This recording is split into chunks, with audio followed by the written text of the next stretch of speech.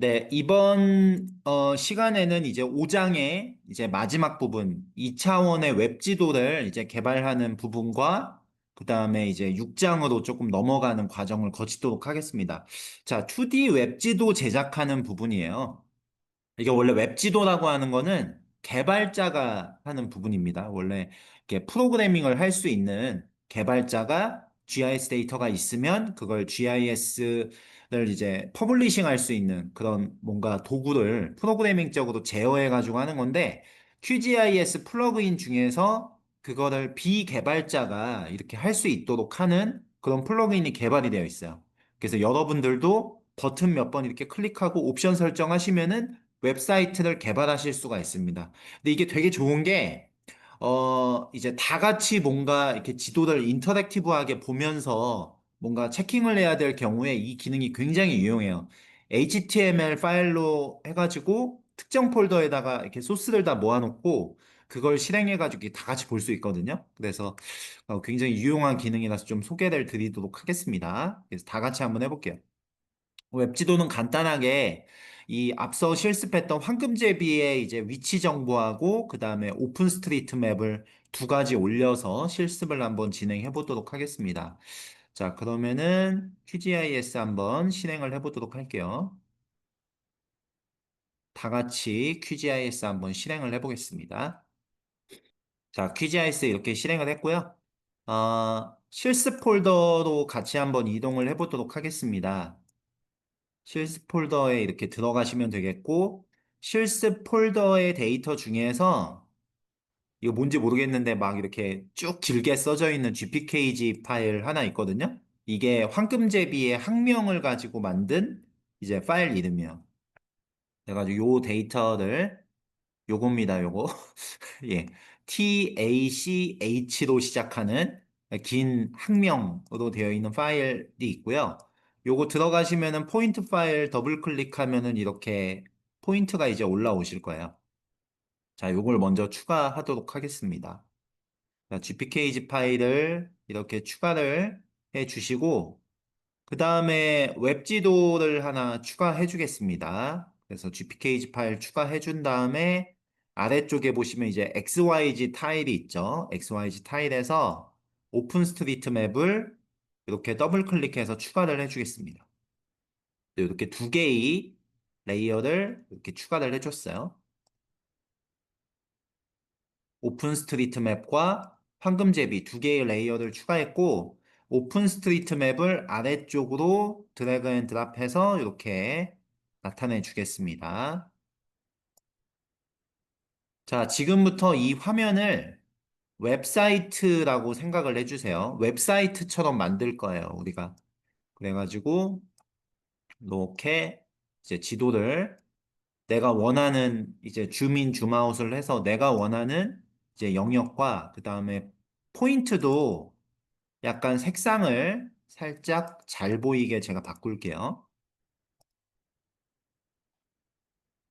참고로 저는 보통 어떻게 설정하냐 하면은 이렇게 지도로 표현을 할 때 색상 설정한 다음에 여기 보시면은 이제 그 포인트가 있으면 포인트 주변의 외곽선의 두께 설정하는 부분이 있거든요. 여기 스트로크 스타일하고 너비 설정하는 부분이 있는데 이게 기본으로는 이제 가는 선으로 체크가 돼 있어요. 이걸 제가 보통 0.5로 체크를 합니다.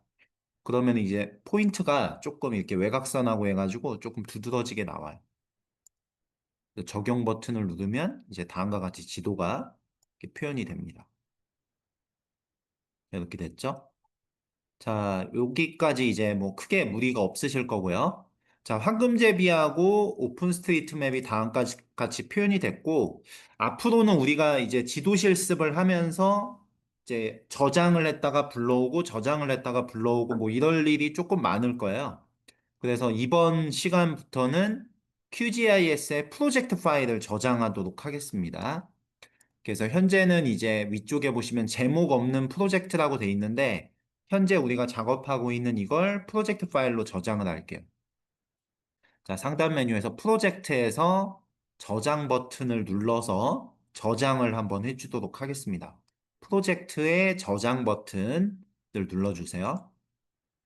프로젝트의 저장 버튼을 눌러서 내가 저장하고 싶은 실습 폴더 위치로 가고요. 우리는 지금 이제 지오데이터 혹은 뭐 다른 이름의 폴더를 작업하고 있죠. 여기서 챕터 5 하고 있으니까 간단하게 ch05 이렇게 저장을 해 줄게요. ch05 이렇게 해가지고 저장을 해주겠습니다. 자, 지금까지 해준 게 황금제비 데이터 추가했고, 스타일 바꿨고, 오픈스트리트맵 추가했고, ch05라는 프로젝트 파일로 저장을 했어요.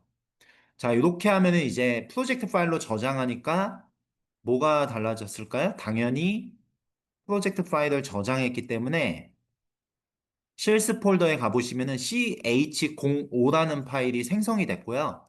근데 한 가지 이제 유의하실 부분이 프로젝트 파일은 뭐만 저장하냐 하면은 실제 파일은 저장하지 않고 내가 현재 설정한 요 포인트의 색상, 이 레이어의 순서, 그 다음에 지도의 배치 이런 것들을 저장을 하죠. 그래서 템플릿만을 저장하기 때문에 이 QGZ 파일의 사이즈는 17KB밖에 안 돼요.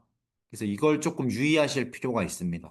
보통 오해를 하시는 분들이 계세요. 프로젝트 파일로 저장을 했으니까 아, 이 파일 안에 파일까지 다 들어가 있나 보다라고 오해를 하실 수 있는데 그렇지 않다라는 부분을 다시 한번 말씀을 드립니다. 그리고 프로젝트 파일을 저장을 했기 때문에 QGIS를 여러분들은 닫지 마세요. 네, QGIS를 이렇게 저장을 하고 종료를 해도 내가 다음에 작업을 할 때 QGIS가 자동으로 내가 프로젝트 파일을 저장할 때 썸네일 파일을 이미지를 이렇게 만들어 줘가지고 QGIS를 종료했다가 다시 실행했을 때 내가 최근에 작업했던 프로젝트를 썸네일로 보여주죠. 그래서 그걸 그냥 더블 클릭하면 바로 내가 했던 작업을 이어서 속행할 수 있게 안내를 해주고 있습니다. 이런 식으로요. 그래서 CHA05가 떴죠? 그래서 이런 식으로 해서 이제 작업을 많이 하다 보면 저게 갤러리처럼 막 이렇게 쌓여요. 그러면 뭔가 내가 전문가가 된 느낌을 주죠. 자, 여기까지 이제 간단하게 봤고요. 자, 이걸 이제 웹 지도로 만들 건데 이제 플러그인의 플러그인 관리 및 설치 쪽으로 들어가 보겠습니다. 플러그인 관리 및 설치. 여기 뭐 제가 개발한 플러그인도 사실 있어요. 그래가지고 여기 이 우리 중급 과정 되면은 제가 이제 실습할 거예요. 예, 뭐 이런 것도 있고. 이거 뭐 하는 거냐면은 이제 생물종 서식지 좌표 있으면 그거 가지고 머신러닝 기반으로 해가지고 분포지도 만들 수 있는 그런 플러그인이에요. 만든 지 얼마 안 됐어요. 그래서 여기서 QGIS2 웹을 검색을 해보겠습니다. 이렇게 QGIS2 웹. 그렇게 하고, 저도 지금 아직 설치가 안 돼 있네요. 설치하겠습니다. 네. 이렇게 설치를 해주시면 되겠습니다. 설치는 금방 돼요. 자, 이렇게 설치가 됐고요.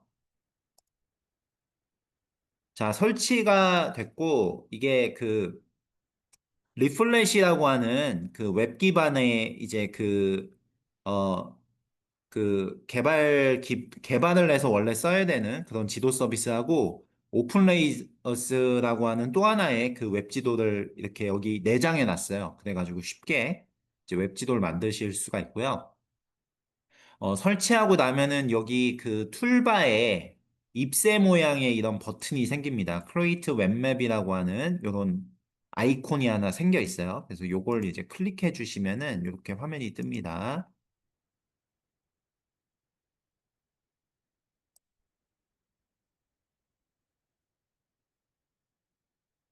클래스 팩토리 메서드를 호출할 때 오류로 인해 QGIS2 웹 플러그인을 불러올 수 없습니다가 어, 발생이 되었습니다. 이 오류 메시지가 뜨면서 설치가 안 되는데 해결 방법이 있을까요?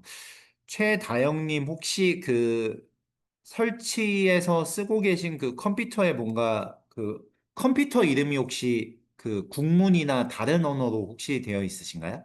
좀 특이사항이 있으신가요? 아니면은 애플 쪽 계열의 노트북을 쓰신다든지 뭔가 특이사항이 있으실까요? 아, 맥북이시군요. 네, 맥북이시면 아마 맥북의 특이성 때문에 조금 그러실 거고요. QGIS가 3.30 버전 이후에 많은 변화가 있어요. 그래서 지금 LTR 우리가 쓰고 있는 버전이 3.40 버전이고 그 사이에 많은 것들이 조금 변했거든요. 그래가지고 버전도 최신 버전을 조금 쓰실 필요가 있긴 합니다. 제가 말씀드리는 최신 버전은 QGIS의 LTR, 이제 장기 안정화 버전의 최신 버전입니다. 자, 그러면은 요거 실습을 제가 조금 진행하도록 하겠습니다. 일부 이제 지금 참석자분들한테는 시연일 수 있는데, 뭐 걱정하지 마세요. 이거 굉장히 간단하게 이렇게 할 수 있는 그런 기능이기 때문에 아마 오류나 뭐 이런 것들을 해결하시고 나면은 쉽게 따라 하실 수 있는 기능입니다. 이 지금 보고 있는 화면은 웹 지도로 만드는 거예요. 그래서 QGIS2 웹을 설치를 했고, 자, 요런 인터페이스가 나오고, 이거 간단합니다. 여기 화면이 이렇게 있는데, 여기 지금 보면은 네개의 이제 탭이 있잖아요. 그 Layers and Groups하고 Appearance하고 Export하고 세팅이 있는데, 여기 이 탭에 있는 기능들이 되게 많아요. 그래서 이것들을 이렇게 조작을 하시면은, 여기 오른쪽에 있는 지도가 바뀌거든요. 그래가지고 내가 원하는 형태로 지도 조작을 한 다음에 여기 보시면 익스포트 탭이 있어요. 여기서 내가 원하는 위치에다가 소스 코드를 저장을 하고 거기서 HTML을 열어주시면 끝납니다. 여기 위키는 그냥 위키고요. 그래서 이 옵션에서 이것저것 바꿔본 다음에 이제 업데이트 프리뷰 버튼을 눌러서 내가 원하는 변경이 맞는지 체크하는 작업을 이제 반복적으로 조금 하시면 되고요. 이제 실제 이제 구동하는 걸 같이 한번 해볼게요. 자, 일단은 이 QGIS2 웹 버튼을 이렇게 클릭을 해주고요. 그러면 다음과 같은 화면이 뜹니다. 다음과 같은 화면이 뜨고, 이게 좀 거슬리네. 아, 지금 화상의 이 스크린 때문에 조금 거슬린다는 얘기였어요. 자, 이렇게 있고, 여기 그 아래쪽에 보시면 오픈 레이어스와 리플렛 이렇게 두 가지 서비스가 이렇게 제공이 됩니다. 두 개 다 대표적인 오픈소스 웹지도 라이브러리예요. 근데 여기서는 제가 리플렛을 가지고 조금 서비스하도록 하겠고요. 이 둘의 차이는 뭐냐? 디자인적으로 조금 달라요. 오픈레이어스와 리플렛이 디자인적으로 조금 다르고 지도의 디자인을 말씀드리는 겁니다. 그래서 예를 들면 이렇게 똑같은 지도 서비스가 표출이 돼도 조금 이렇게 스무드하게 바뀐다든지 이런 디자인적인 측면에서 조금 차이가 있고요. 그 다음에 또 하나는 조금 더 복잡한 지도에 이제 구성을 넣고 싶다 하면은 오픈 레이어스가 이제 좀 더 좋을 수 있어요. 그래서 리플렛이 지도를 조금 초기에 웹지도 서비스하기에 가장 조금 이렇게 되게 심플한 그런 기능을 가지고 있습니다. 그래서 리플렛을 선택을 하겠고요. 업데이트 프리뷰 버튼을 이렇게 한번 클릭을 해보겠습니다. 업데이트 프리뷰 버튼을 누르면 나도 안 되네? 되네? 조금 느리네요. 자, 업데이트 프리뷰 버튼을 누르면 이제 다음과 같이 화면이 이렇게 나오게 됩니다. 그럼 이게 QGIS의 지도 캔버스와 거의 동일한 화면으로 이렇게 나와요. 완전히 동일하지는 않아요. 이제 QGIS에서 제공하는 모든 기능들이 이 리플렛과 호환되는 것은 아니기 때문에 완전히 똑같진 않은데, 그래도, 네. 자, 이렇게 이제 화면이 뜨게 되고요. 이렇게 확대나 축소해 보면 이렇게 동작을 하죠. 그래서 이 지도 캔버스하고 이 화면이 완전히 동일하진 않은데 이걸 가지고 와요. 이렇게.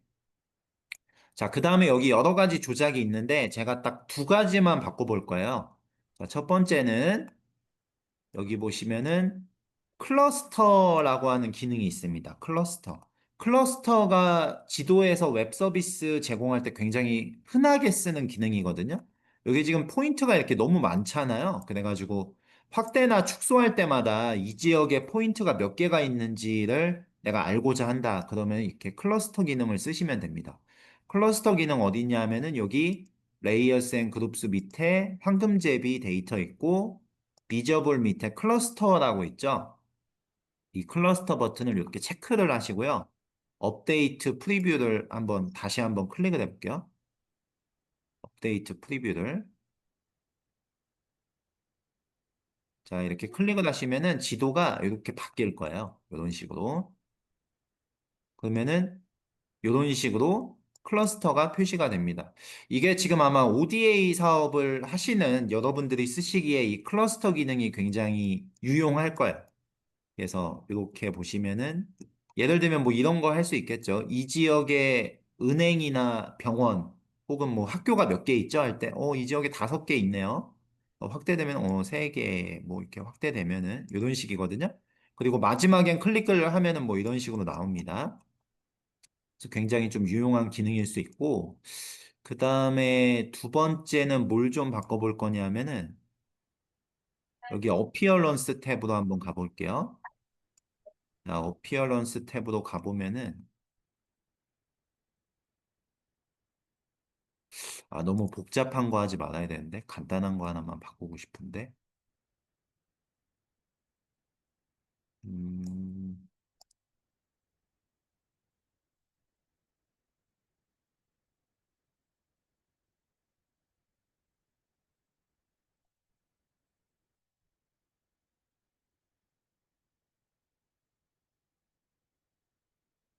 잠시만요. 결정장애 왔어요. 제가 뭐를 바꿔보지 하는 결정장애가 왔어요.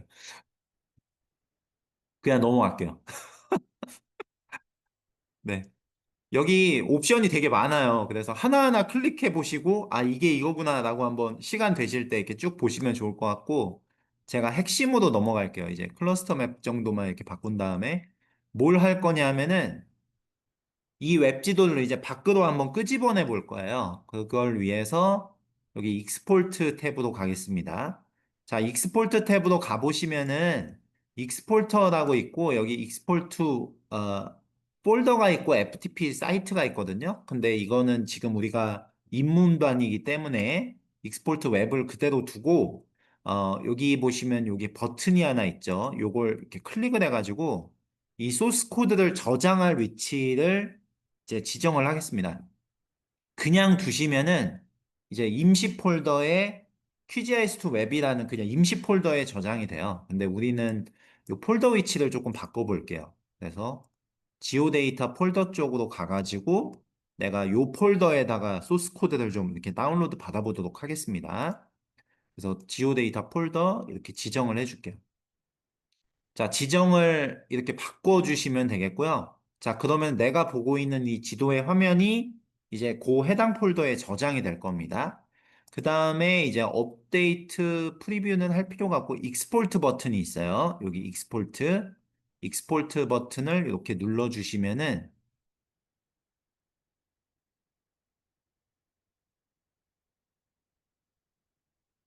얘가 이제 웹사이트를 이렇게 만들 수 있고요. 작업을 하고 있어요, 지금. 자, 이렇게 이제 만들어져. 자, 이 지도가 어떨 때 좋냐? 이제 다 같이 뭔가 모여서, 야, 이 지역을 같이 한번 보자. 우리 이 지역을 갈 거야. 라고 해가지고 같이 이렇게 디스커션 할 때 되게 좋아요. 이 인터랙티브 맵이. 그래서 QGIS를 쓰지 않아도 이제 어디든 뭐 이렇게 이동을 해서 이 폴더를 그냥 이동해서 쓰시면 되거든요. 그래가지고 여기까지 이제 확인을 해봤고, 이 소스 코드가 어떤 식으로 지금 저장이 되어 있냐. 그 지오데이터 폴더 선택해가지고 제가 이렇게 소스를 내보냈잖아요. 그래서 그 위치에 가보시면은 QGIS2 웹 언더바 해가지고 지금 이런 식으로 저장이 되어 있어요. 이제 2025년 10월 12일 뭐 이런 식으로 해가지고 이렇게 저장이 되어 있고요. 여기 들어가 보시면은 나머지는 이렇게 다 소스 코드고요. 이 소스 코드 밑에 index.html이라고 있어요. 그래서 요걸 이렇게 더블 클릭해 보시면은 지도가 뜰 겁니다. 이런 식으로. 그렇게 돼서 나중에 이제 미팅 하시거나 그럴 때는 요 폴더를 내 USB에 넣어서 가지고 다니시다가 이렇게 열어서 어디든지 QGIS 설치 안 되어 있어도 이렇게 띄워가지고 회의를 진행하실 수가 있어요. 요거를 조금 말씀을 드렸습니다. 요즘에는 이제 그 제미나이나 챗GPT 같은 LLM이 이렇게 잘 만들어져 있기 때문에 여러분들이 그런 것들을 적극적으로 활용하시는 것을 권장드려요. 그래서 내가 지금은 여기서 이 HTML이 그냥 요렇게만 나오는데 여러분들이 원하면 여기 위에다가 여러분들 소속된 기관의 로고를 넣는다든지 여기다가 이렇게 타이틀을 넣는다든지 이런 것들이 QGIS2 웹의 플러그인 내에서도 기능이 존재하지만 해당 소스 코드를 여러분들이 그 LLM에다가 임포트 시킨 다음에 커맨드를 내가 주는 것만으로도 소스 코드 변경이 요즘엔 가능하거든요. 그래서 이렇게 커스터마이징을 좀 하셔가지고 여러분들 원하는 웹사이트 형태로 이렇게 바꿔보시는 것도 조금 권장을 드립니다. 적극적으로 쓰시기를 이제 권장드려요. 왜냐하면 뭐 우리가 이렇게 트렌드가 이렇게 변해가고 있는 게 아니고 이미 변했고 굉장히 빠르게 변하고 있기 때문에 우리가 그것에 조금 잘 적응할 필요가 있을 것 같습니다. 자, 그리고 이제 마지막 장으로 이제 넘어가 보도록 할게요. 자, 5장부터는 제가 굉장히 실무에 필요한 기술들을 조금 알려드리고 있어요. 케이스 스터디로 접어들고 있고, 6장도 굉장히 실무적인 내용입니다. 그래서 기후변화와 관련돼서 해수면 온도 데이터를 제가 한 장 준비를 했고요. 그 데이터를 가지고 분석과 지도화 하는 내용으로 이제 구성을 하고 있어요. 조금 다뤄보도록 하겠습니다. 이게 제가 준비한 과정에 현재 입문반 코스의 프레젠테이션이고, 요게 끝나고 나면 이제 우리가 중급반으로 넘어갈 거거든요. 중급반에서는 위성 영상을 이제 본격적으로 다룰 겁니다. 이제 요건 약간 워밍업 단계의 위성 영상 다루는 부분이다라고 봐주시면 될 것 같아요. 자, 요거 조금 이제 설명을 진행하고 뭐 약간 쉬었다가 진행을 하겠습니다. 자, 먼저 우리가 이번 장에서 다룰 데이터는 SST라고 해가지고 해수면 온도를 위성이 측정한 이제 데이터입니다. 근데 그런 내용을 논하기에 앞서서 우리가 원격 탐사라고 하는 키워드를 조금 이해할 필요가 있어요. 그 이유가 우리가 위성 영상을 다룰 건데, 이 전통적으로 일어난 위성 영상을 다루는 전공 분야를 원격 탐사라고 하거든요. 그래서 리모트 센싱이라고 합니다. 리모트 센싱은 원격 탐사는 여러 가지 방식으로 할 수가 있어요. 우리가 마침 제 옆에 있는데 이게 뭐죠? 이제 리모컨이죠. 리모컨. 리모컨이 리모트 컨트롤이잖아요. 그래서 내가 TV가 저기에 있는데 TV가 있는 곳까지 직접 가지 않고 이 리모컨을 이용해 가지고 리모트 컨트롤 하죠. 그래서 이게 리모컨인데 원격 탐사도 잘 보시면은 저기 위성은 저기 그 이제 수백 킬로미터 위에 이렇게 올라가 있죠. 수백 킬로미터 위에 올라가 있는 위성을 이용을 해서 거기에 탑재된 카메라를 이용해서 내가 그 지역에 가보지 않았는데 가보지 않은 지역을 센싱을 통해서 내가 원격으로 조사를 할 수 있거든요. 그것을 통칭해서 우리가 원격 탐사다, 리모트 센싱이라고 하고 이 리모트 센싱은 여러 가지 방식으로 할 수가 있어요. 이 개념적으로 봤을 때 위성을 통해서도 할 수 있지만 드론을 가지고도 할 수 있죠. 내가 저 지역을 가보지 않고 드론을 띄워서 영상을 이렇게 얻어서 조사할 수도 있죠. 이런 것들이 전부 다 원격 탐사라는 범주에 정확히 들어갑니다.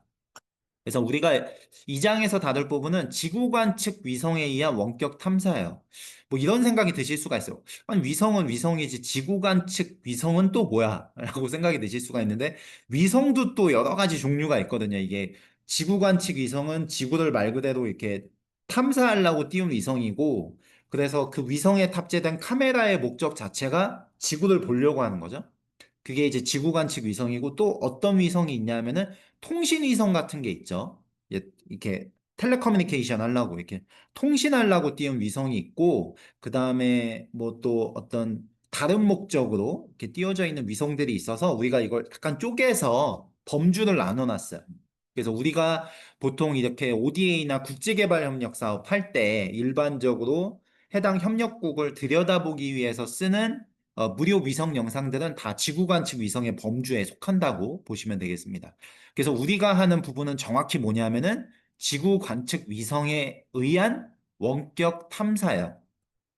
그래서 이게 굉장히 좀 중요한 개념이고, 그러면은 이제 지구 관측 위성을 가지고 원격 탐사를 하는데 뭘 할 수 있느냐라고 보면은 그 개념적으로는 이렇게 생각을 하시면 됩니다. 위성을 이렇게 띄웠어요, 우리가. 인공위성이 무슨 그냥 기계잖아요. 이렇게 이 위성을 이렇게 탁 띄웠는데 그 위성에 뭐가 탑재되어 있죠? 카메라가 탑재되어 있죠. 카메라가. 그 카메라가 목적에 따라서 탑재된 카메라가 조금 달라요. 그래서 여러 종류의 카메라를 설치를 하는데 그 설치된 카메라를 통해서 우리가 이 지표면을 탁 찍죠. 찍는데 그 찍는 게 정확히 뭘 취득하느냐? 요걸 취득합니다. 지구에서 방출되거나 반사된 전자기파를 관측을 해요. 그래서 우리가 얻는 데이터는 전자기파를 관측해서 얻어지는 데이터예요. 전자기는 전기와 자기의 합성이죠. 그래서 일렉트릭 마그네틱. 그래가지고 전자기파를 관측하는데, 요게 이제 방출 또는 반사된이라는 용어를 써요. 요게 이제 조금 개념적으로 많이 다른데, 이 전자기파 파장이라는 거는 보통 여기서 보는 순서대로 이제 파장이 이렇게 길어집니다. 여기서부터 조금 어렵거나 하면은 얘기를 해주세요.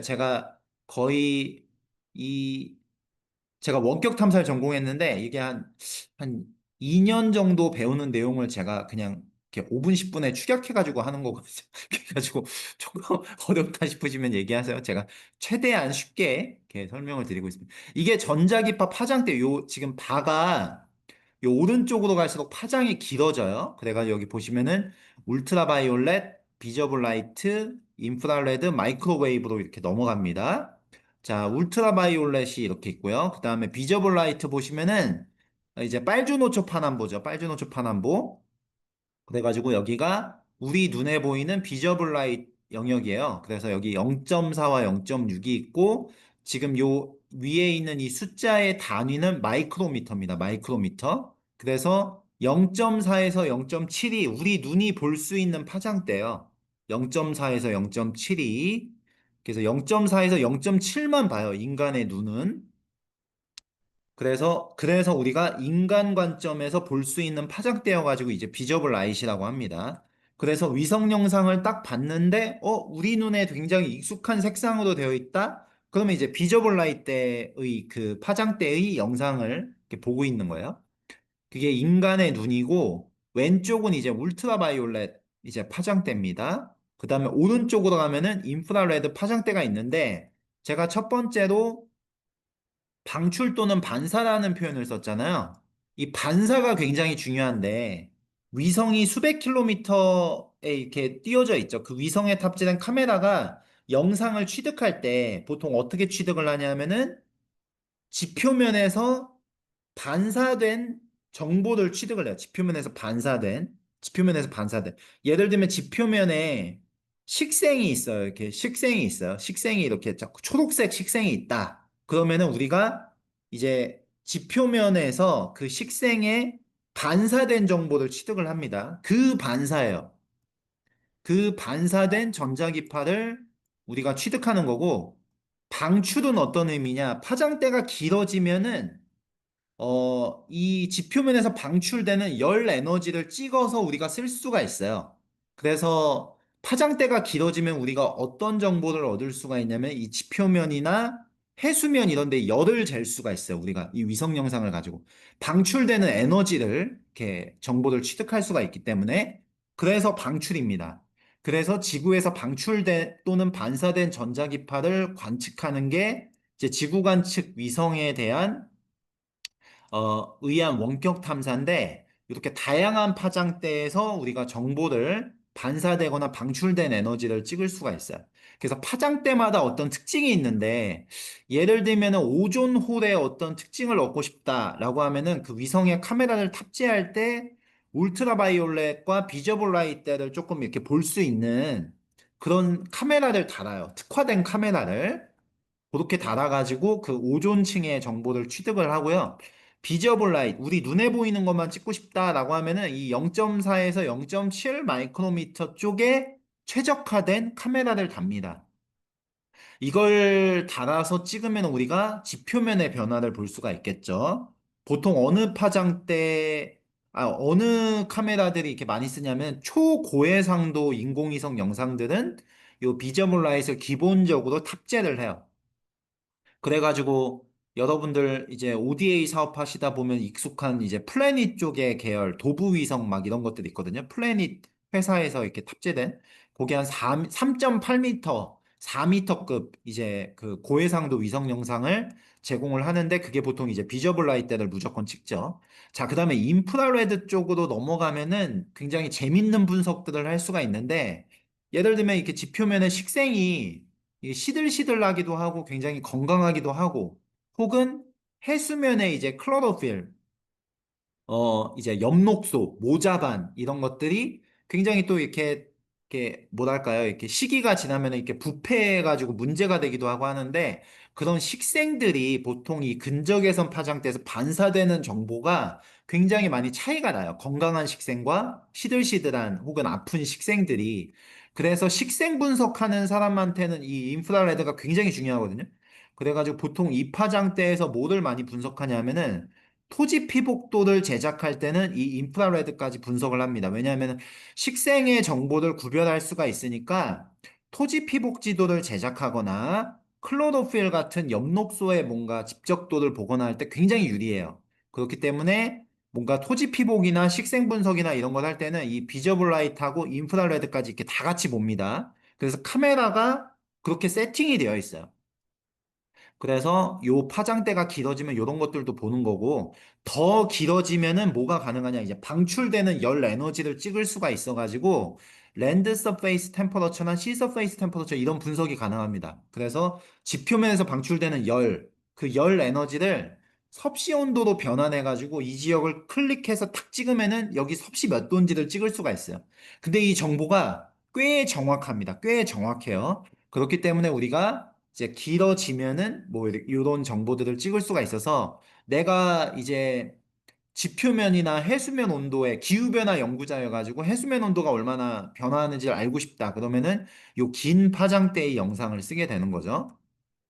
그 외에 이제 워터 베이퍼나 이제 점점 더 길어지면 소일 모이스처나 이런 것들도 이제 분석이 가능해져. 그래가지고 요 내가 원하는 그 분석 목적에 따라서 원하는 파장대를 조금 보셔야 돼요. 내가 원하는 이제 분석 목적에 따라서 내가 지질학 전공자다 그러면은 이 열적에서 중간 정도 파장대가 조금 필요합니다. 그 파장대에서는 예를 들면 암석의 차이를 요걸로 분류할 수 있거든요. 그래서 내가 원하는 분석이 어느 파장대에서 잘 특성을 반영하는지를 내가 사전 지식이 있는 상태에서 원격 탐사를 이렇게 다뤄야 된다는 부분이 굉장히 중요해요. 그 다음에 더 길어지면 뭐냐, 이게 마이크로웨이브 쪽으로 넘어가서 이제 뭐 이렇게 레인포레스트 스트럭처나 뭐 이런 것들 이제 분석이 가능한데 왜 파장대가 길어지면은 이런 게 좀 가능하냐? 파장대가 길어지면은 이 우리가 지금 이렇게 위성이 있고 지표면이 있고 그 사이에 반사되거나 방출되는 에너지를 이렇게 취득한다고 그랬잖아요. 근데 잘 보면 이 사이에 뭐가 있냐면 대기가 있어요. 대기가.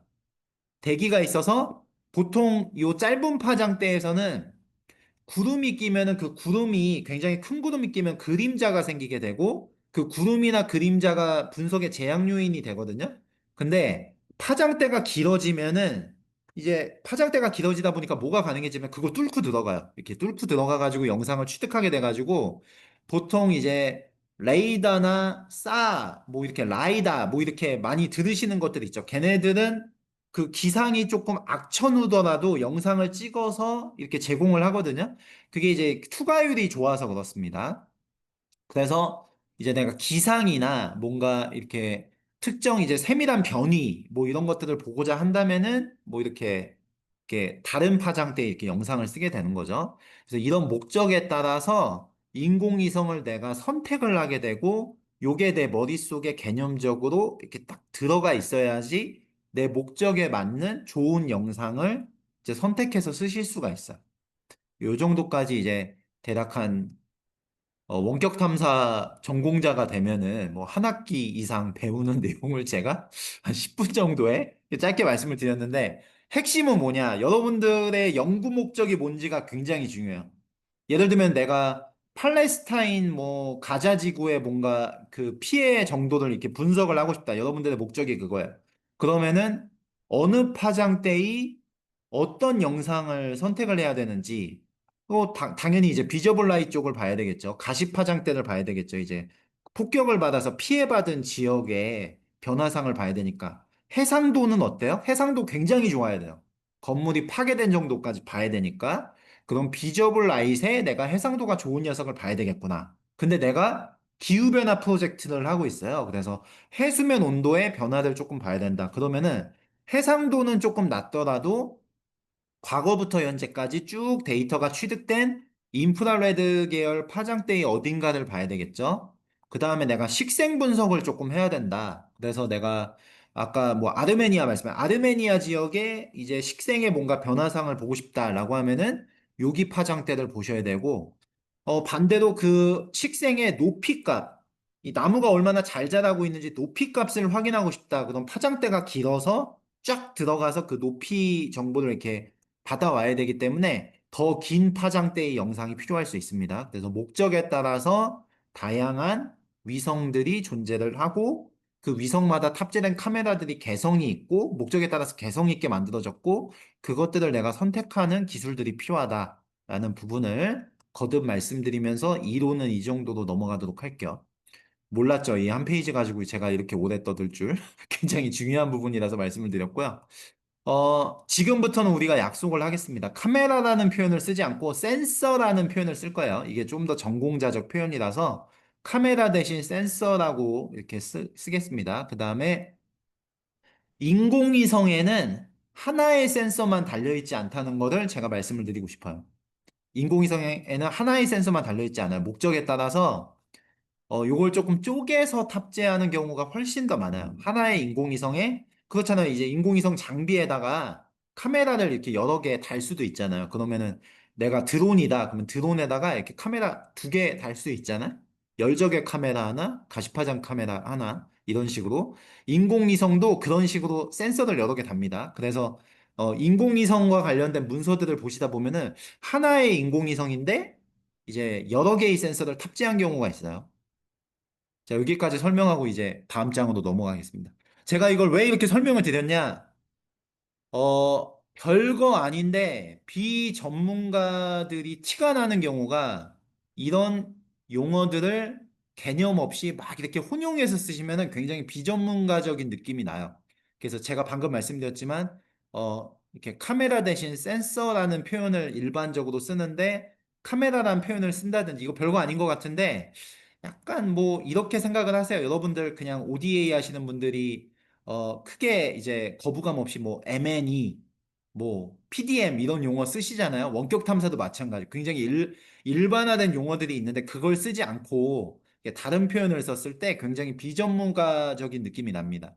그리고 또 하나는 뭐가 있냐면은 위성과 센서가 구분되지 않으면은 막 이런 잘못된 표현을 쓸 수가 있어요.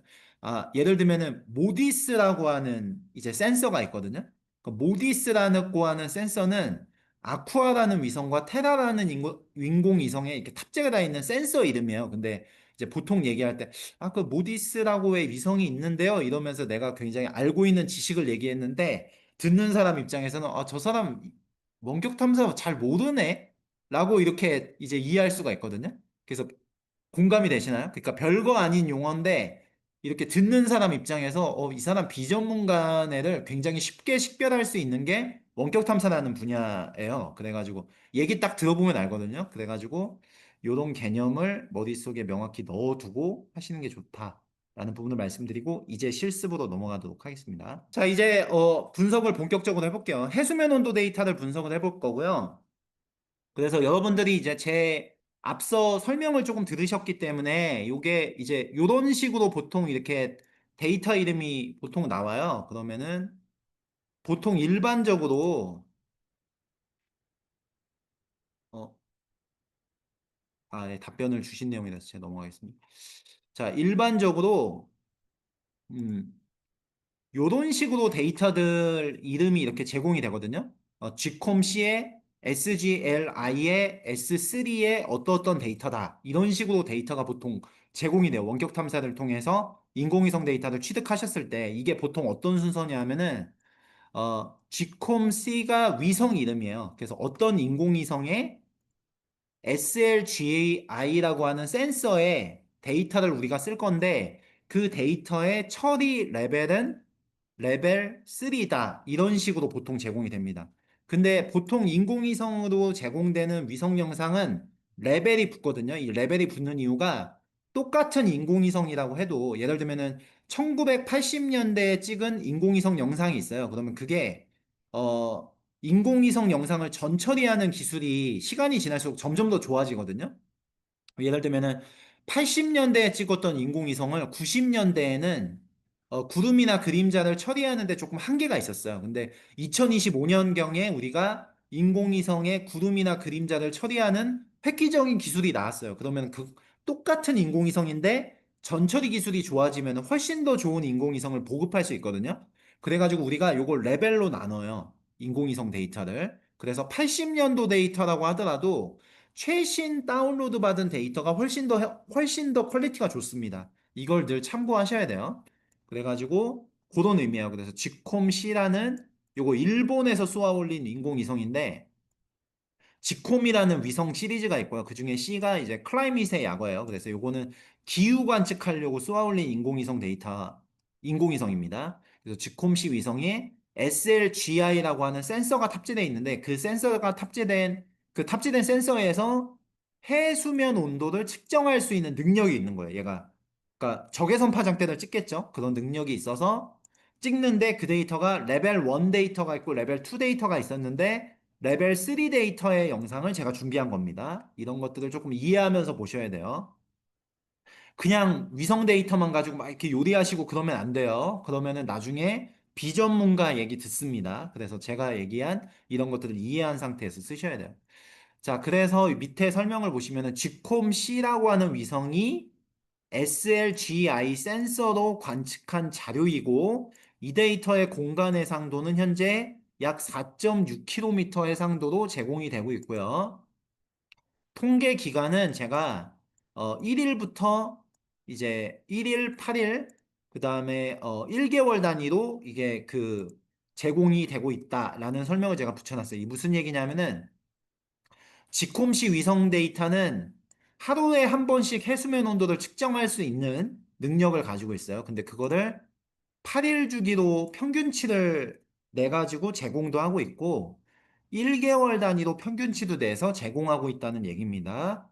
왜 평균을 내느냐? 이제 그 매일매일 위성 영상이 이제 그 데이터를 제공할 수가 있는데 어떤 경우는 이제 구름이 많이 낀다든지 전처리가 더 필요한 경우가 있을 수가 있잖아요. 그래서 보통 8일 주기나 1개월 주기로 이렇게 통계를 내 가지고 대표성 있는 데이터를 이렇게 뽑아서 주는 겁니다. 그럼 훨씬 더 사용자들이 쓰기가 좋으니까. 그래서 레벨 3라고 하는 제품은 레벨 1B 및 레벨 2 제품을 시공간적으로 통계 처리해서 산출한 제품을 의미한다. 그래서 레벨 1, 레벨 2보다 레벨 3 제품이 이제 조금 더 이제 그 처리가 잘 된 제품이라고 보시면 되고 제가 어떤 데이터를 준비했냐면은 2025년 7월 달 불과 몇 개월 전입니다. 2025년 7월에 관측된 GCOM-C의 데이타임 주간의 이제 그 데이터를 제가 준비를 했어요. 그래서 SST 평균 데이터를 제공을 했습니다. 그래서 이 데이터를 한번 열어보도록 하겠습니다. 채팅창이 답변이 뭐 이렇게 나와 있는데 자 데이터 한번 열어볼게요. 자 지오데이터 실스 폴더로 가겠고요. 여기 보시면은 sst 언더바 ave.tif라는 데이터가 있어요. 요걸 더블 클릭해 주시면 됩니다. 자, 더블 클릭해 주시면 되고 나머지 데이터는 그냥 이렇게 제거해 줄게요. 자, 그럼 전체 보기 한번 해보겠습니다. 자, 이런 데이터예요. 자, 2025년 7월 달에 이제 평균 해수면 온도 데이터입니다. 이걸 제가 한 장을 제공을 하지만 여러분들은 추후에 이거를 하루 단위로도 다운로드 받으실 수 있고 8일 단위로도 다운로드 받으실 수 있고 한 달 단위의 데이터도 받으실 수가 있어요. 그다음에 데이터가 뭐 이렇게 있고요. 자, 예를 들면 내가 이 지역의 온도 값이 궁금하다라고 하시면은 요 레이어를 선택하신 상태에서 상단 메뉴에 보시면 여기 I 버튼 있죠? 요 I 버튼을 이렇게 딸깍 클릭을 하셔가지고 내가 원하는 픽셀을 이렇게 클릭해 주시면 값이 나옵니다. 자, 보시면은 28.7도네요. 여기는 29도예요. 굉장히 높죠? 여기가 저는 이제 알아보겠죠. 제 사업 대상지니까. 제 사업 대상지가 30도가 넘어요. 여기가 30도. 되게 해수면 온도가 되게 높아요. 지금 30도, 30도. 여기 뭐가 사냐 하면은 IUCN의 멸종위기 위급종인 매부리 바다거북이 살고 있습니다. 여기 지역에. 해수면 온도가 이렇게 높아지면 어떤 문제가 생기냐 하면은 바다거북의 암수의 비율이 달라져요. 암수의 비율이 달라집니다. 야생생물한테 굉장히 치명적이죠.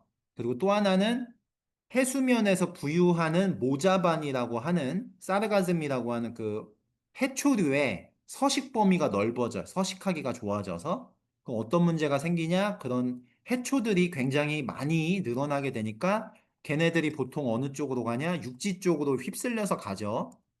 해류에 의해서 육지 쪽에 요런 데 이제 모여들게 되는데 모여든 이후에 너무 많으니까 부패돼서 썩게 됩니다. 그러면은 인간 입장에서 악취가 나고 그것들이 이제 산소 포화도에 문제를 일으켜서 그 지역의 물고기들이 싹 다 전멸하게 돼요. 요게 이제 기후변화와 관련된 이제 이슈 중에 하나죠. 요런 부분들이 조금 있습니다. 자, 우리는 이 해수면 데이터를 이제 분석을 한번 해볼 겁니다. 참고로, 얼마 전에 IUCN에서 이제 지금 세계보전총회가 아부다비에서 열리고 있거든요. IUCN이 주최하는 이 세계보전총회 시점에 맞춰서 IUCN이 멸종위기 등급의 업데이트를 발표했는데 푸른바다 거북은 멸종위기에서 해제됐어요. 최소 관심 대상종으로 해제가 됐습니다. 자, 이제 우리가 이 데이터를 조금 더 비주얼하게 한번 바꿔보도록 할게요. 두 가지의 실습을 해볼 건데 일단 색상을 이렇게 바꿔볼 거고요. 어, 이렇게 색상을 바꿔볼 거고, 그 다음에 등온선이라는 걸 산출해가지고, 이렇게 온도값도 한번 가시화 시켜볼 겁니다. 자, 첫 번째, 색상을 먼저 시각화해 보도록 할게요. 자, 일단은 레이어를 더블 클릭해 주시고요. 레이어를 더블 클릭해 주시고, 여기서 렌더링 유형을 단일 밴드 그레이에서 단일 밴드 유사 색상으로 이렇게 바꿔주겠습니다. 렌더링 유형을 단일 밴드 유사 색상으로 바꿔주겠습니다. 자, 유사 색상으로 바꿔주신 다음에 여기 밑에 보시면 그레이디언트 색상표라고 있어요. 자, 그레이디언트 색상표의 아래쪽 화살표를 누르면은 그레이디언트 색상표가 굉장히 다양한데 이 중에서 저는 터보를 선택하도록 하겠습니다. 해수면 온도를 나타내 주기가 굉장히 유리하거든요. 그래서 온도가 낮은 지역은 파란색으로 시원하게, 높은 지역은 빨간색으로 좀 덥게 나타내 주기 때문에 터보 영상을 사용하고 있고요. 혹시나 여러분들 요것과 요것의 쓸 반대로 나타내 주고 싶다라고 하시면은 요 그레디언트 색상표에서 오른쪽 마우스 클릭해 주시면 여기 그레디언트 색상표 반전이라고 있거든요. 요거 클릭하시면 이렇게 반대로 바뀝니다. 이렇게 바꿔주실 수가 있어요. 여러분들이 원하는 대로. 자, 그래서 이렇게 설정을 해주고 적용 버튼을 눌러보겠습니다. 자, 그러면 이렇게 이제 지도가 만들어지는 거죠. 와, 진짜 덥네요. 그쵸? 진짜 더워요. 네, 굉장히 뜨거운 상태입니다. 자, 이렇게 이제 변경을 한번 해봤고요. 자, 그 다음에는 등온선 산출을 한번 해보도록 하겠습니다. 등온선 산출은 등고성 기능을 이용해서 할 건데, 이게 뭐 하는 거냐 하면은 여러분들 일기예보에서 이렇게 선으로 나타내 주잖아요. 여기가 25도, 여기 25도, 24도 이런 식으로. 그런 게 이제 등온선이에요. 그래서 등온선을 나타내 줄 건데, QGIS에서 굉장히 간단하게 처리할 수가 있습니다. 등고선 생성이라는 기능을 이용해가지고 실습을 한번 해보도록 할게요. 자, QGIS가 이렇게 있고 공간 처리 툴박스를 활성화시킨 다음에 공간 처리의 툴박스를 활성화시킨 다음에 여기서 등온선이라고 등곤선이 아니고 등고선이라고 검색을 해보겠습니다. 자, 등고선이라고 검색을 하면은 여기서 등고선 생성, 등고선 폴리곤이라는 기능이 이렇게 있고요. 보면은 레스터 추출의 하부 기능이 이렇게 있죠. 등고선 생성은 이제 라인 형태로 데이터를 추출해 주고요. 등고선 폴리곤은 면 단위로 추출을 해줍니다. 그래서 등고선 생성을 여기서는 한번 실행을 해보도록 할게요. 자, 등고선 생성을 실행을 했고, 자, 몇 가지만 바꿔주면 됩니다. 자, 입력 레이어가 SST 언더바 AVE로 선택되어 있는지 확인하시고요. 그 다음에 등고선 간격만 설정을 해주시면 돼요. 등고선 간격. 자, 등고선 간격이 현재 10도 단위로 되어 있거든요. 10도 단위로 설정을 하면은 현재 이 지도는 5.3도에서 33도 사이로 되어 있기 때문에 10도, 20도, 30도밖에 생성이 안 될 거예요. 그래서 좀 더 자세하게 보고 싶어서 저는 1도로 바꾸겠습니다. 1로 바꾸고 실행 버튼을 눌러볼게요. 자, 그러면은 등고선이 다음과 같이 이렇게 만들어집니다. 그럼 도대체 이게 뭔가 싶은데 색상을 제가 한번 바꿔볼게요. 자, 색상을 바꾸고요. 자, 그러면 이게 지금 뭐냐면은 이게 이제 온도값 범위예요. 지금 요 온도값 범위인데 요거를 좀 더 가시화 시켜서 한번 표현을 해보도록 하겠습니다. 자, 가시화는 어떤 정보를 가지고 하냐면은 여기 이 레이어에 오른쪽 마우스 클릭해서 속성 테이블 열기에 들어가 보시면 여기 보시면은 ELEV라고 하는 엘리베이션 필드가 생성이 되어 있거든요. 요 안에 현재 이렇게 온도 값들이 현재 이렇게 들어가 있어요. 그래서 우리가 이걸 가지고 가시화 시켜서 이제 그 표현을 해줄 수가 있겠습니다. 그래서 라벨 기능을 이용해 가지고 이제 지도를 좀 더 가시화 시켜서 표현을 해주겠고요. 음, 오류가 떴다고 나오셨네요. 에러, 에러가 떴고 지금 경로에 보시면은 여기 GIS 강의라고 한글과 영문이 혼용된 폴더가 있는데요. 요걸 사용해 주지 않고 실행을 해 주시면은 정상 동작할 겁니다. 한글은 한자가 2바이트로 되어 있거든요. 그 러시아의 키릴 문자나 이런 것들은 2바이트로 되어 있어 가지고 QGIS 같은 글로벌 프로그램들은 한글을 표현을 할 때 약간 오류가 발생될 수가 있어요. 그러니까 그 글자를 1바이트 단위로 이렇게 읽어오는데 A, B, C, D, E, F, G 이런 것들은 1바이트로 돼 있거든요. 한 글자가. 근데 한글은 한 글자가 2바이트로 돼 있어요. 그래가지고 경로가 한글이 표현되어 있는 경우에 이제 오류가 유발될 수가 있습니다. 그래서 그거 바꿔주시면 될 것 같아요. 자, 라벨을 한번 표출해 보도록 하겠습니다. 자, 라벨 표출은 여기 등고선의 속성창에 들어가시고요. 속성창에 들어간 상태에서 왼쪽에서 라벨을 클릭해 주시고요. 라벨. 라벨 클릭해 주신 다음에 라벨 없음을 단일 라벨로 바꾸겠습니다. 라벨 없음을 단일 라벨로 바꾸겠습니다. 자, 단일 라벨로 바꾸고 나면은 각 필드에 이렇게 데이터가 들어있는 녀석들이 있고요. 여기서 ELEV 이렇게 선택을 하겠습니다. 자, 그렇게 하고 적용 버튼을 누르시면은 다음과 같이 이렇게 라벨이 표출이 되거든요. 근데 배색 때문에 글씨가 잘 안 보이실 거예요. 그래서 글씨를 좀 더 확연하게 보이게 하기 위해서 버퍼 탭을 선택을 하고요. 버퍼 탭을 선택을 하고 여기서 텍스트 버퍼 그리기를 이렇게 체크를 해주겠습니다. 자, 그 다음에 확인 버튼을 누르시면은 이렇게 잘 표현이 될 거예요. 이렇게 볼 수가 있죠. 그러면 이렇게 30도 구간이 있고 29도 구간이 있고 그러네요. 그래서 도미니카 공화국 이 주변은 굉장히 더운 상태고 위쪽으로 이렇게 올라가니까 네. 여기도 더워요 지금. 덥고 요 정도 올라가야지 이제 온도가 낮은 구간이 존재하는 걸 볼 수가 있죠. 자, 이런 식으로 이제 데이터를 확인하실 수가 있는 게 이제 해수면 온도 데이터 셋이 되겠습니다. 여기까지 한번 이렇게 진행을 해봤어요. 자, 퀵맵 서비스 플러그인에 대해서 이제 넘어가도록 하겠습니다. 이거 굉장히 인기가 많은 플러그인이고요. 이 왜 인기가 많냐? 여러분들 지금 여기서 QGIS 기본 설치하시면은 XYZ 타일스에 맵젠 앤 글로벌 터레인하고 오픈스트리트맵 레이어 두 개밖에 없잖아요. 근데 전 세계에는 굉장히 많은 웹 지도들이 있거든요. 예를 들면 구글이나 마이크로소프트 빅맵이나 그다음에 S3에서 제공하는 여러 가지 맵들도 있는데 이런 것들을 다 취합해 놓은 아카이브라고 보시면 돼요. 그래서 여러분들이 키워드로 내가 원하는 웹 지도들을 검색해서 바로 쓰실 수가 있는 그런 인터페이스를 제공합니다. 같이 한번 설치해서 활용해 보도록 할게요. 자, 플러그인에서 플러그인 관리 및 설치 쪽으로 들어가신 다음에요. 여기서 퀵 맵 서비스를 이렇게 검색하시면 됩니다. 자, 그 다음에 플러그인 설치 이렇게 눌러주시면 돼요. 자, 플러그인 설치가 이렇게 성공적으로 완료가 됐고요.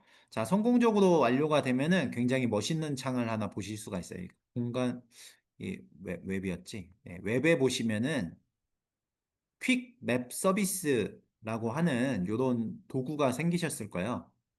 네. 멋있다고 했는데 별로 안 멋있네. 지금부터 멋있는 걸 해보겠습니다. 자, 웹앱 퀵맵 서비스에 있는데 여기서 보시면은 이 서치 기능이 있거든. 서치 기능. 이렇게 서치 기능을 이렇게 클릭을 하시면은 다음과 같이 이렇게 창이 실행이 되고요. 여기서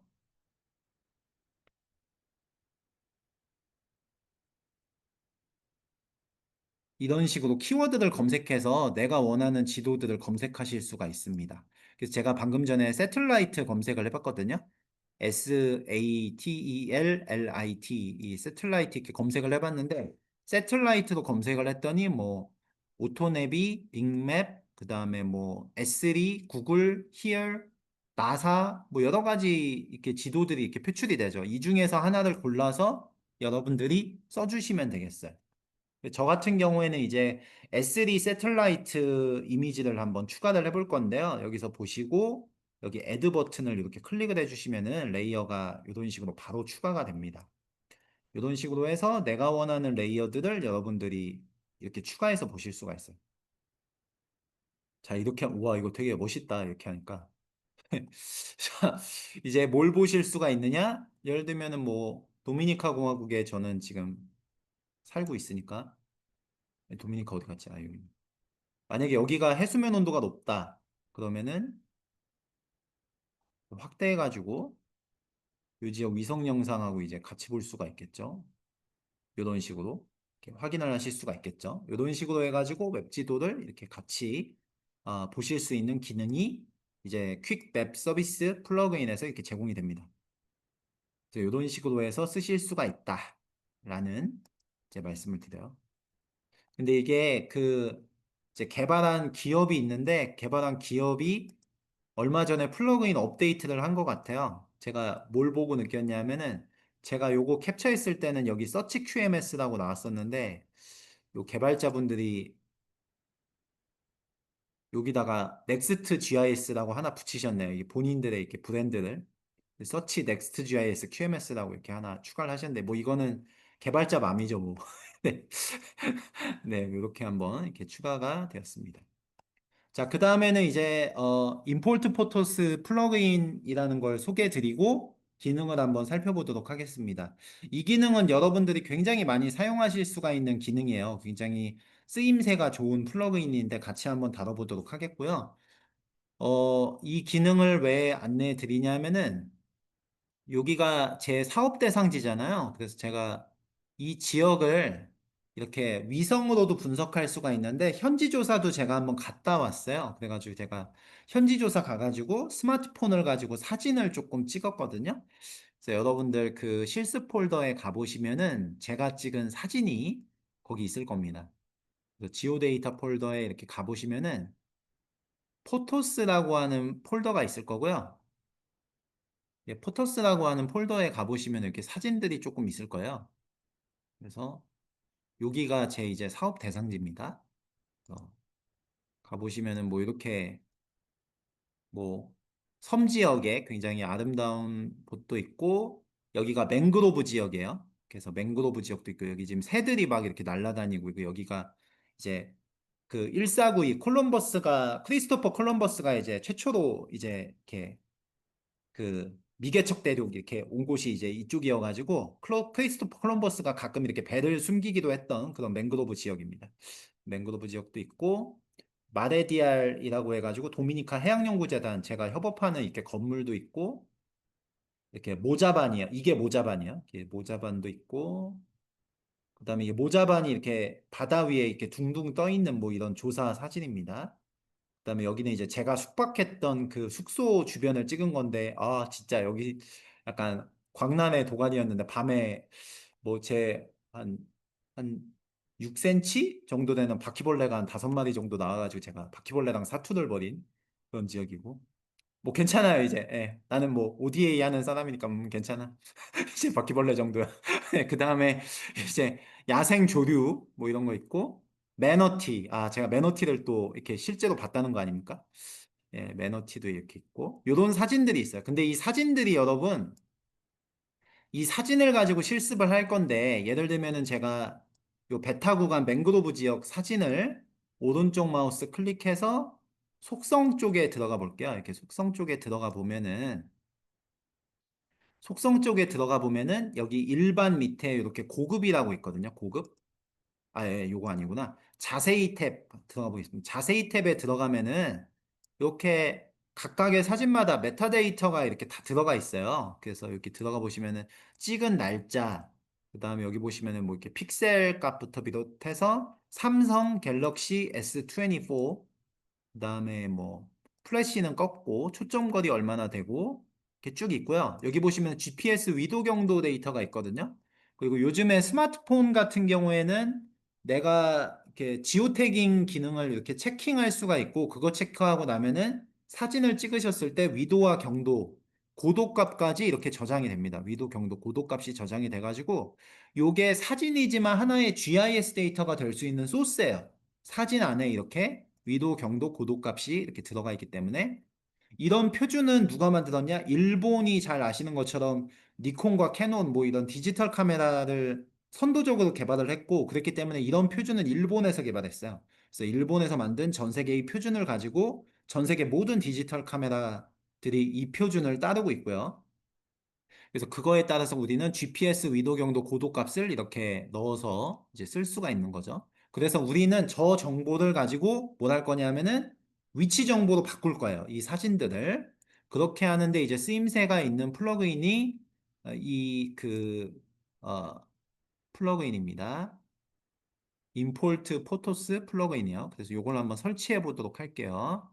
저 사진들은 지오데이터에 공유된 파일인가요? 네네, 맞습니다. 자, 이제 실습을 한번 진행해 보도록 하겠습니다. 플러그인에서 플러그인 관리 및 설치를 클릭을 하시고요.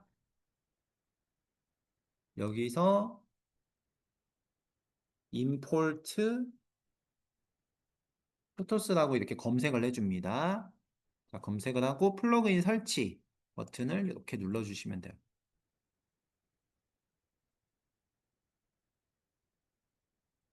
자, 이렇게 플러그인이 설치가 잘 될 겁니다.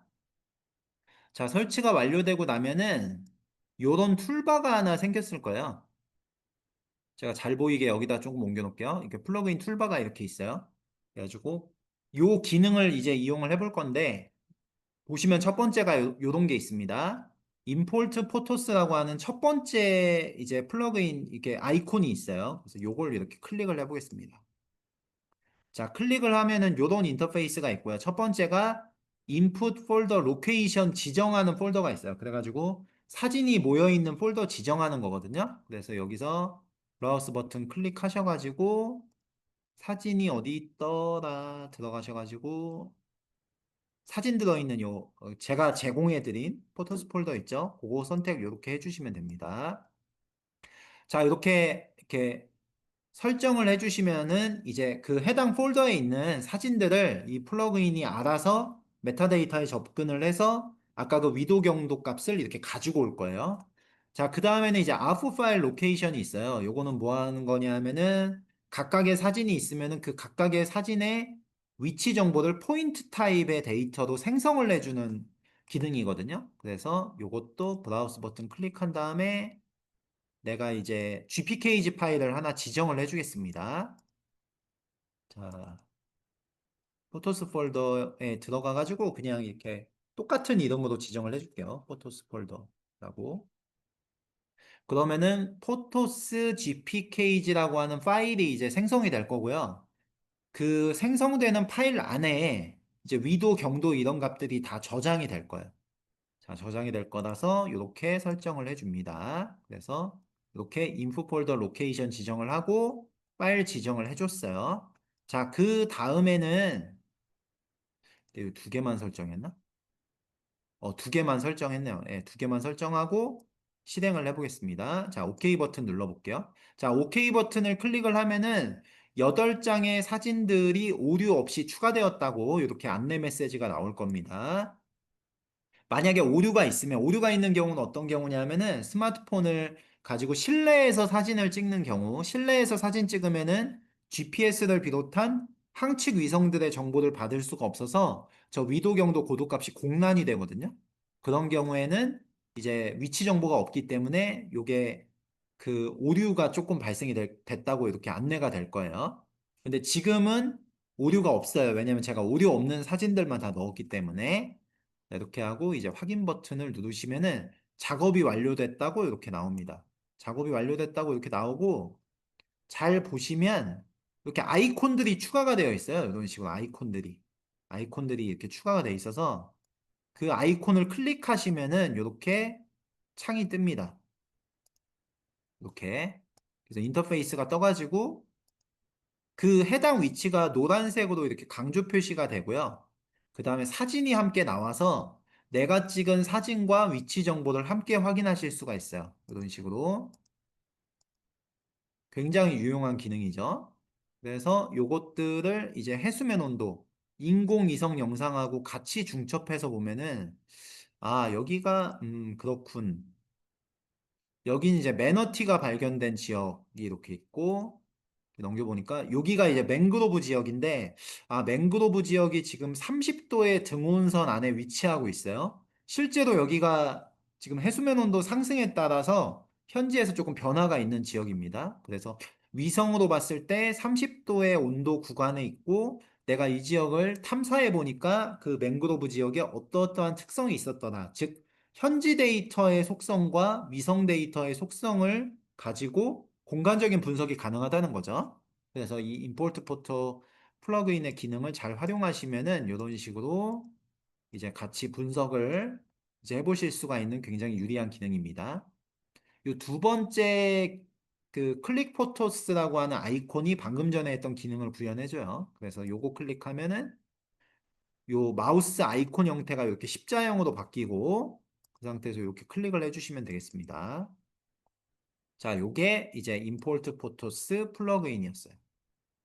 이렇게 하면 이제 두 개의 데이터를 함께 조합을 해가지고 이제 분석을 하실 수가 있겠습니다.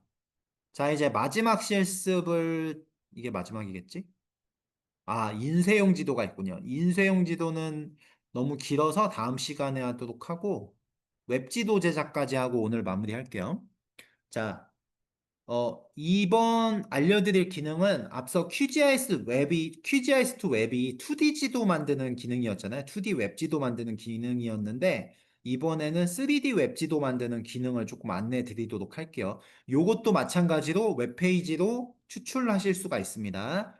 여러분들의 쓰고 있는 것들을 3D로 이렇게 바꾸실 수가 있고요.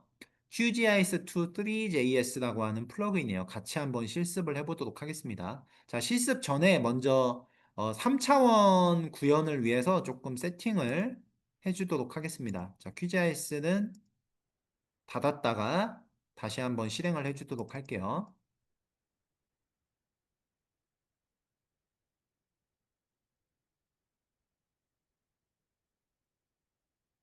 자, 마지막 실습입니다.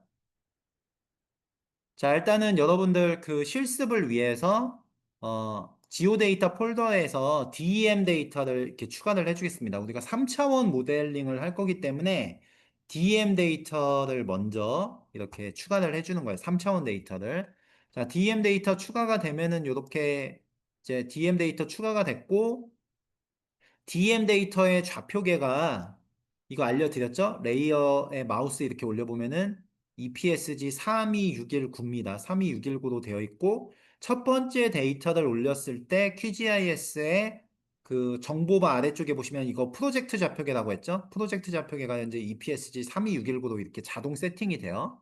자, 이 상태에서 이번에는 뭘 추가해 볼 거냐면은 그 퀵맵 서비스 쪽으로 가셔가지고 퀵맵 서비스 쪽으로 가서 웹에 퀵맵 서비스 쪽으로 가가지고 S3 세틀라이트 레이어를 이렇게 추가를 해줘 볼게요. S3 세틀라이트 레이어를 이렇게 추가를 해주겠습니다. 자, 그렇게 해주고 레이어의 순서를 바꿔서 이렇게 세팅을 해줄게요. 지금 보고 있는 화면을 3차원으로 만들 거예요. 우리가 3차원으로. 인터랙티브한 3차원으로. 자, 그렇게 해서 S3 세틀라이트하고 DEM 이렇게 두 개의 레이어를 이렇게 추가를 했고요.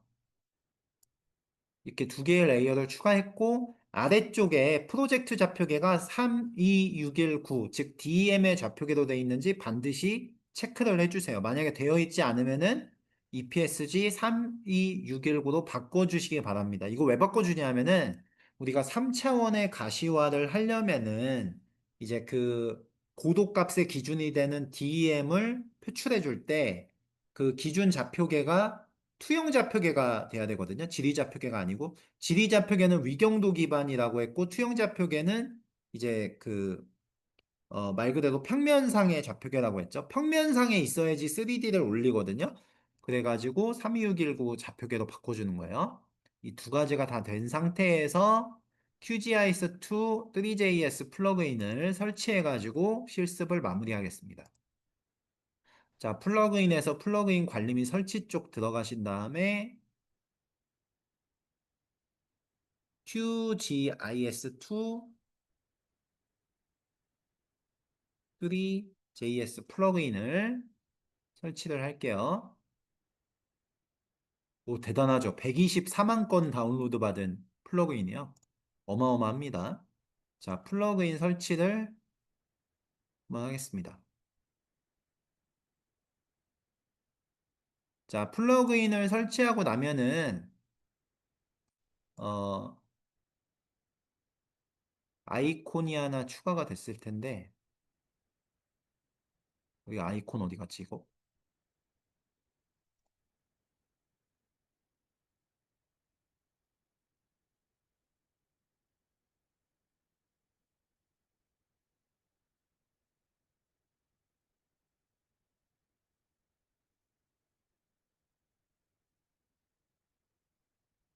아이콘을 못 찾겠어요, 여러분.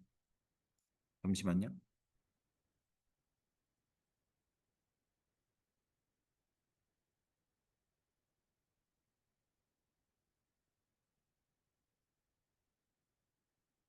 데이터베이스 툴바에 있다고 하시네. 지구본 옆에 이거 아닐까? 지구본 옆에. 아, 여기 있다. 아, 너 왜 여기 숨어 있냐? 아, 예, 찾았다. 감사합니다, 여러분. 예. 이런 것들이 집단지성의 힘이겠죠. 네. 삼각형 모양을 실행해 보도록 하겠습니다. 아유, 이 친절하신 분들께 감사드립니다. 자, 요거 클릭을 하면은 다음과 같이 인터페이스가 이렇게 뜰 거고요. 보면은 이렇게 하늘색에 비어있는 인터페이스가 떠요. 요거 플러그인이 되게 여러분들 멋있어요.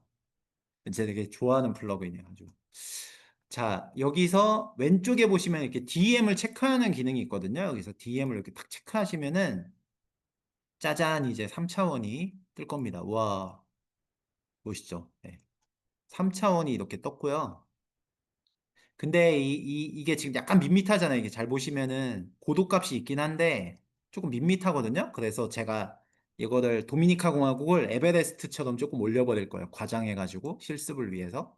자, 어디서 올리냐면은 여기 보시면은 씬 세팅이라고 있습니다. 씬에서 씬 세팅. 여기 가셔가지고 여기 보면은 씬에서 씬 세팅 들어가시면 이렇게 씬 세팅이라는 창이 있는데요. 여기 보시면 Z 값을 과장할 수 있는 옵션이 있어요. 그래서 G 이제걸레이션이라고 하는 탭이 있는데 현재는 1배로 돼 있잖아요. 요거 한 5배 정도 올려보겠습니다. 5배 정도. 에베레스트가 되어라. 이렇게 해가지고 확인 버튼을 누르면 이렇게 조금 이렇게 올라왔죠. 이렇게 조금 올라왔어요. 네. 더 올려볼까? 조금 마음에 안 드네. 여러분 안 하셔도 돼요. 네.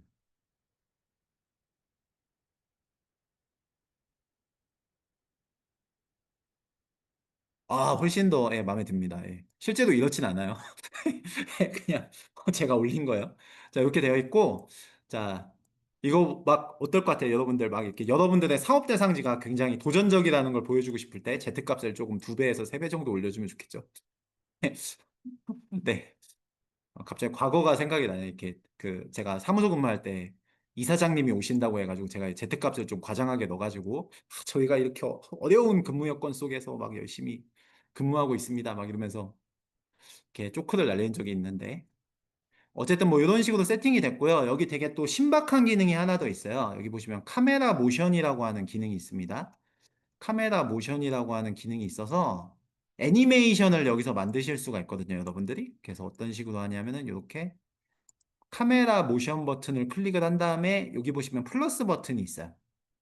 그래서 플러스 버튼을 이렇게 한번 클릭하고 또 구도나 이런 것들을 바꿔서 한번 클릭하고 뭐 이렇게 각도도 바꾸고 마우스 왼쪽, 오른쪽, 휠 마우스 다 적용 가능합니다. 이 플러그인에서.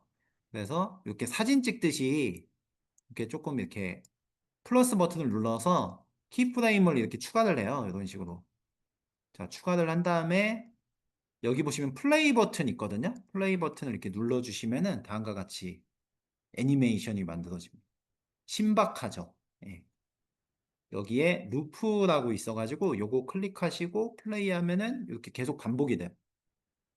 그래서 이런 것들 굉장히 유용할 거예요. 여러분의 사업 대상지를 조금 비주얼하게 보여주면서 이렇게 표출을 해줄 때. 근데 여기서 더 좋은 건 뭐냐? 지금 우리가 보고 있는 이 화면을 웹사이트로도 개발할 수 있다는 거죠. 코딩 없이. 굉장히 좋은 기능이 되겠죠. 자, 그러면은 이제 마지막에 요걸 이제 어떻게 웹사이트로 표출하느냐? 파일에서 익스포트 웹으로 이동을 합니다. 파일에서 익스포트 웹. 자, 파일에서 익스포트 웹으로 가시면은 이렇게 설정하는 화면이 있는데요. 요거를 잘 세팅하시면 됩니다. 자, 그렇게 돼서 여기 첫 번째가 아웃풋 디렉토리 있죠? 요거는 이제 디렉토리 설정해 주시면 돼요. 그래서 브라우스 버튼 눌러서 뭐 저는 늘 D 드라이브니까 D 드라이브로 가서 저는 폴더 하나 만들어 줄게요. QGIS 3D라고 폴더 하나 만들어 주겠습니다. QGIS 3D. 그래서 폴더 설정을 하나 해주도록 할게요. 자, 이제 모든 소스 코드는 QGIS 3D라고 하는 폴더 안에 다 들어갈 거예요.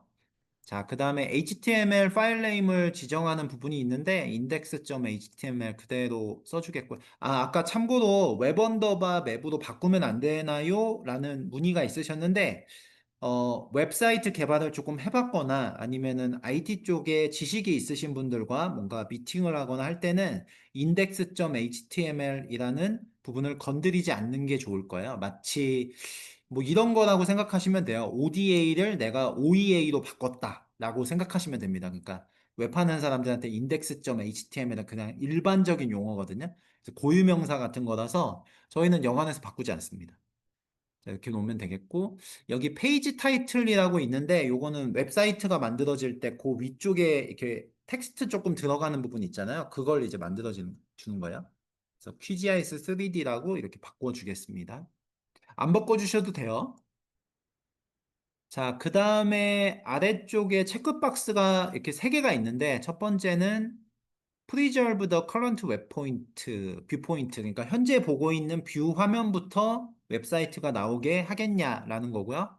체크해 주시는 게 좋고요. 그 다음에 두 번째는 이거 로컬에서도 동작하게 해줄까라는 물음인데 이걸 반드시 체크해 주셔야 됩니다. 요거 체크 안 해주시고 파일을 생성하시면은 여러분들 컴퓨터 로컬상에서 웹사이트가 정상 동작하지 않아요. 그래가지고 요걸 체크해 주는 거고요. 그 다음에 템플릿이 뭐 이렇게 여러 가지 옵션이 있는데 나중에 한번 해보시면 될 것 같고 모바일도 있어요. 모바일도. 그래서 일단은 3D 뷰어 기본으로 놓고 애니메이션 앤 내러티브가 있는데 요거 그냥 이렇게 두 개 다 체크해 주겠습니다. 지금 보고 있는 애니메이션을 웹사이트 실행했을 때 바로 보여줄 건지의 여부거든요. 그래가지고 이렇게 다 체크해 주고 익스포트 버튼을 이렇게 눌러 주겠습니다. 자, 그럼 이렇게 작업이 시작이 됐어요. 자, 그 다음에 여기 보시면은 이제 웹페이지 파일이라고 해가지고 링크가 하나 있어요. 그래서 이걸 딱 클릭을 하시면은 웹사이트가 실행이 될 거고, 이렇게 여러분들이 이제 파일을 보실 수가 있어요. 멋있죠? 예.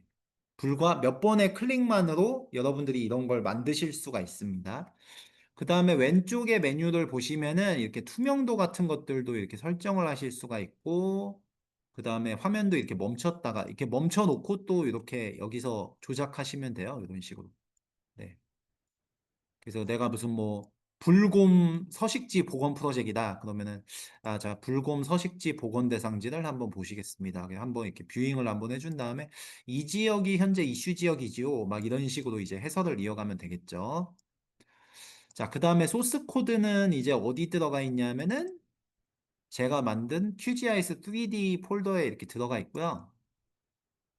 이렇게 데이터들이 잘 들어가 있는 걸 볼 수가 있습니다. 이것도 마찬가지로 이렇게 여러분들이 이제 잘 이렇게 활용하실 수가 있는 그런 실습 기능이 되겠죠. 지트 값을 10으로 해도 입체적으로 솟아오르지 않는데 혹시 다른 설정도 해야 하나요? 라고 하시는데 그 투영 좌표계가 정확히 돼 있는지 한번 체크해 보시고 확대해서 한번 보시면 될 것 같아요. 자, 해가지고 여기까지 이제 진행을 해봤습니다. 자, 다음 시간에는 시작을 하면은 인쇄용 지도 제작하는 부분을 이제 마무리하겠고요. 그 이후에는 위성 영상을 본격적으로 분석하도록 하겠습니다. 어떤 위성 영상을 다룰 거냐면은 센티널2, 랜드셋, 그 다음에 모디스라고 하는 3종의 위성 영상을 본격적으로 다루기 시작할 거고요. 이때부터는 중급 과정이라고 보실 수가 있어요. 지금까지는 이제 뭔가 뭐랄까 뭐 지금까지 내용도 쉬운 건 아닌데 지금부터는 이론을 조금 겸비한 이제 그 교육을 조금 진행을 할 겁니다. 위성 영상은 기본기가 탄탄해야 되는 특징이 있어요. 그래서 위성 영상의 기본을 이해하지 못하는 상태에서 다룰 수도 있는데 위성 영상의 개념을 정확히 이제 이해를 하셔야지 이제 접근을 하실 수가 있어서 다음 주부터는 이론을 조금 비율을 조금 높여서 진행을 하도록 하겠습니다. 네, 오늘 여기까지 준비한 내용 이제 뭐 다 마쳤고 종료를 하겠고요. 태훈님 이 시간에는 뭐 이후에는 뭐 Q&A나 아니면 제가 원격으로 받으려야 되는 분들 조금 봐드리면 될 것 같아요. 근데 제가 일종의 그런 걸 해보고 싶거든요. 그래서 GIS 예를 들어서 뭐 이용해가지고 농업 프로젝트를 한다 하면은 말라위 같은 데 가서 예를 들어서 뭐 그게 뭐 농업 프로젝트라고 하면 그 GIS로 찍은 다음에 뭐 물이 여기는 안 닿고 있으니까 B 지역에는 이렇게 GIS로 보니까 뭐 여기 이렇게 경사가 돼 있고 그래서 경사를 이렇게 하면은 물이 조금 더 잘 헤할 수 있다라든가 아니면은 뭐 오늘 한 해수면 온도 같은 것처럼 예를 들어서 뭐 우리나라에도 해수면도 빡센 데 가면은 산호초 같은 거 죽고 있으니까 거기 뭐 이거 산소통크 갖고 들어가서 거기다가 뭐 산호초를 만드는 프로젝트를 한다든가 아니면은 뭐 지금 잠비아나 탄자니아의 코끼리 같은 거 이동 경로 같은 것도 GIS 통해서 하더라고요. 그래서 뭐 그런 거를 해본다든가 할 수 있는 건 정말 많을 것 같습니다. 그래서 제가 계속해서 뭐 커뮤니티 같은 거 참여 많이 해주세요 하는 걸 말씀드리고 있으니까 뭐 혹시나 책이라든가 아니면은 내가 어떤 프로젝트를 하고 있는데 그 관련해서 GIS 쪽으로 해서 분석해보고 싶은데 뭐 도움을 요청한다. 그런 거 있으시면은 언제든지 카톡방에 편하게 올려주시면 좋겠습니다. 그래서 뭐 그게 잘 돼서 뭐 그걸 뭐 예를 들어서 뭐 어떤 프로젝트 진행한다. 그래서 그걸 통해 가지고 누구누가 참여를 했다. 그럼 뭐 그거를 뭐 그 일련의 과정을 뭐 기록을 남겨가지고 영상으로 유튜브 올리고 그러면 그 관련해서 뭐 후원 같은 거를 받아볼 수도 있는 거니까 혹시라도 그런 거 관심 있으시면은 언제든지 자유롭게 말씀해 주시면 좋겠고요. 그런 게 이제 모이면 이제 포트폴리오가 되는 거더라고요.